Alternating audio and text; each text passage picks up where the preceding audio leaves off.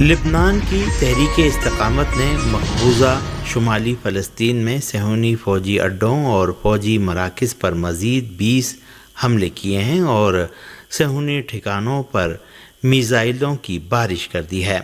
حزب اللہ news agency کے حوالے سے ارنا کی رپورٹ کے مطابق لبنان کی تحریک استقامت کی کمان نے اعلان کیا ہے کہ مقبوضہ فلسطین میں صہیونی فوجی اڈوں اور فوجی مراکز پر میزائل اور راکٹ فائر کیے گئے۔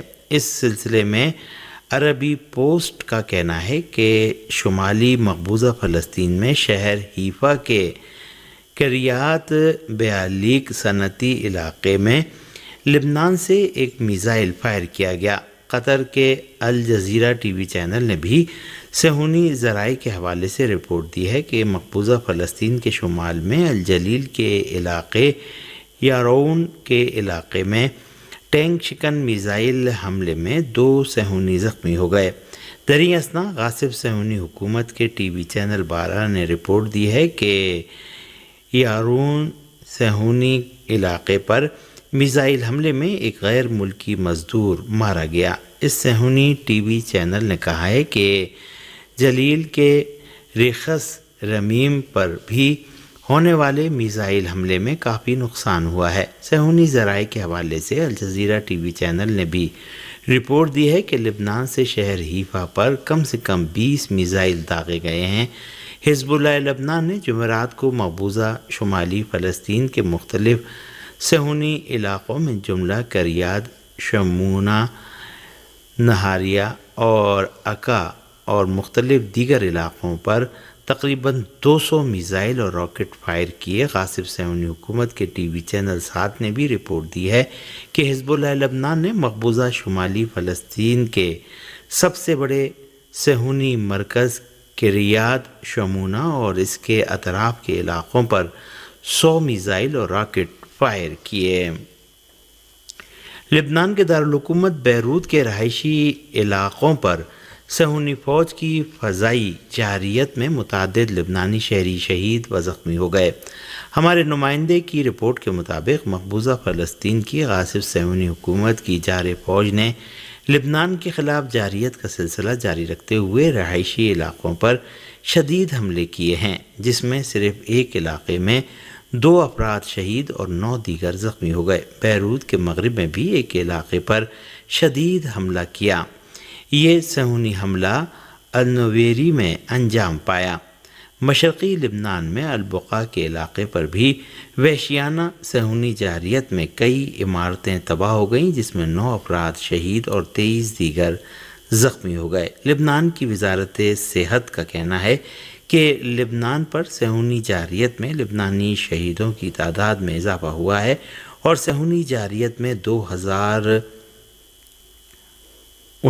لبنانی شہید اور 10,212 دیگر زخمی ہو چکے ہیں۔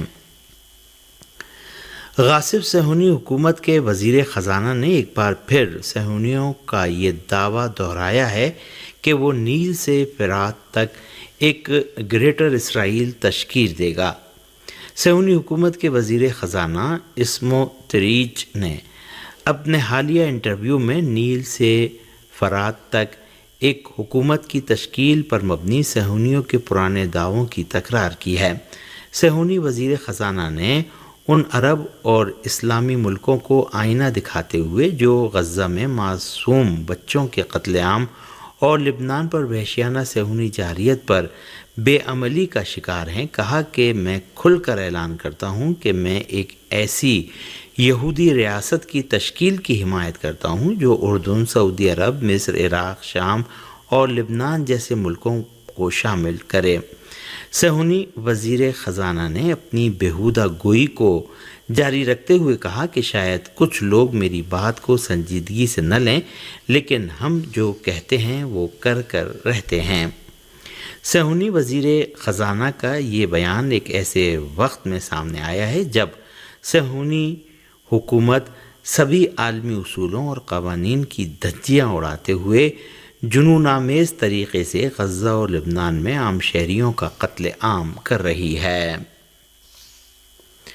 غاصب صہیونی حکومت کی جارح فوج نے اپنی جارحیت جاری رکھتے ہوئے غزہ میں فلسطینیوں کے خلاف کم سے کم 5 وحشیانہ جرائم کا ارتکاب کیا، جس میں 55 فلسطینی شہید اور 166 دیگر زخمی ہو گئے۔ فلسطین کی ماں نیوز ایجنسی نے رپورٹ دی ہے کہ جبالیہ کیمپ اور اس کے اطراف کے علاقوں پر وحشیانہ صہیونی جارحیت کا سلسلہ مسلسل جاری رہا اور صہیونی فوجی جبالیہ کیمپ میں ہر طرف سے حملے کر رہے ہیں۔ جبالیہ کیمپ کے مغرب میں الجرن علاقے پر بھی صہیونی فوج کے حملے اور اس کے اطراف کے علاقوں من جملہ ابو شرق پر صہیونی وحشیانہ جارحیت میں 8 فلسطینی شہید و زخمی ہوئے ہیں۔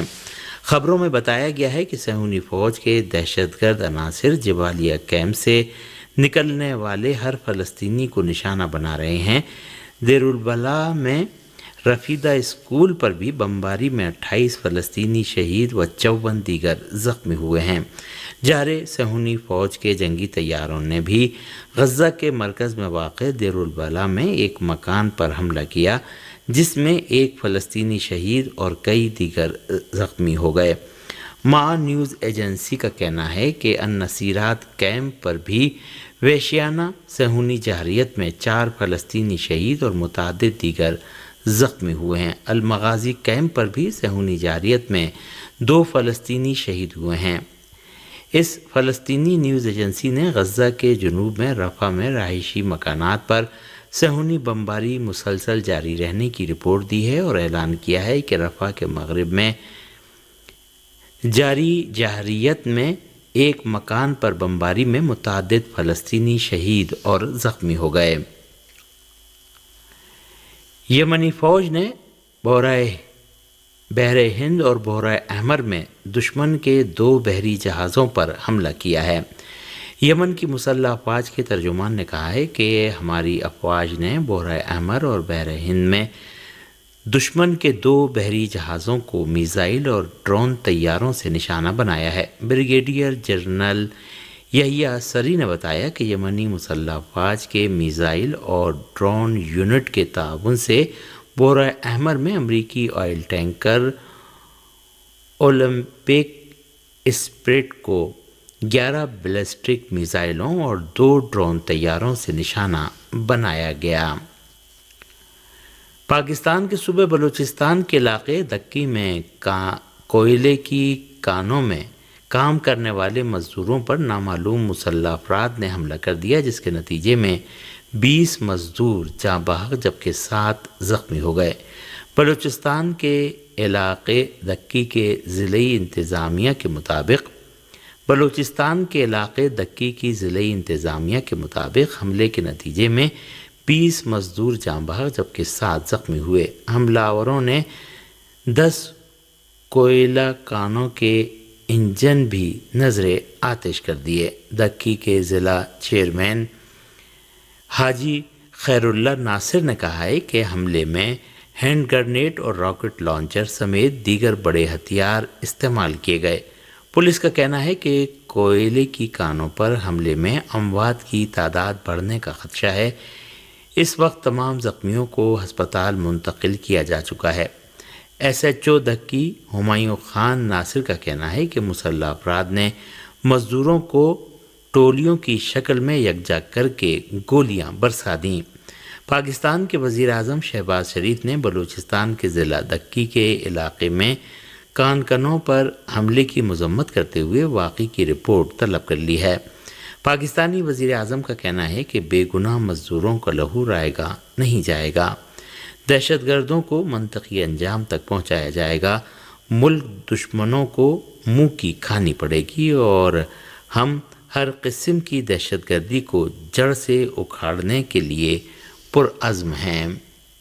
سامعین، اسلامی جمہوریہ ایران کے صدر مسعود پزشکیان نے روسی صدر ولادیمیر پوتین سے ملاقات میں دونوں ملکوں کے باہمی تعلقات میں پہلے سے بھی زیادہ توسیع پر زور دیتے ہوئے کہا ہے کہ روس کے ساتھ ہمارے تعلقات دوستانہ اور اسٹریٹجک ہیں۔ اسلامی جمہوریہ ایران کے صدر مسعود پزشکیان نے ترکمانستان میں منعقدہ بین الاقوامی کانفرنس کے موقع پر روسی صدر سے ملاقات و گفتگو کی۔ صدر پزشکیان نے اپنے روسی ہم منصب سے ملاقات کے موقع پر کہا کہ اقتصادی اور ثقافتی نقطہ نظر سے ہمارے تعلقات روز بروز مضبوط سے مضبوط تر ہوتے جا رہے ہیں اور ایران اور روس کے درمیان تعاون کے روز افزون عمل کو دونوں ممالک کے اعلیٰ رہنماؤں کے عزم و ارادے کے پیش نظر مزید مضبوط اور اس میں تیزی لائے جانے کی ضرورت ہے۔